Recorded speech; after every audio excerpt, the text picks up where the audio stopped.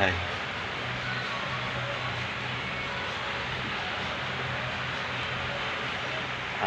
Mahinang ikot, umiinit, tumitigil.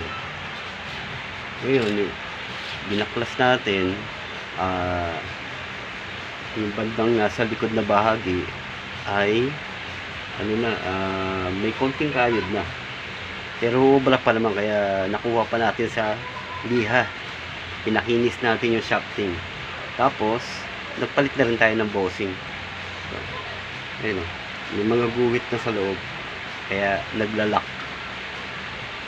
Tapos nung mapagana natin siya, itong para sa pag-steady at saka para sa pag-swing, nakahiwalay na yung bolitas, at kaya pala dahil ito ay nahatak na. Ito yung nagpapang-abot sa dalawang bolitas sa magkabila, para pagka iaangat mo siya at ibababa. Pinalitan na rin natin to, at obserbahan muna natin bago natin i-deliver. Alright, bye bye.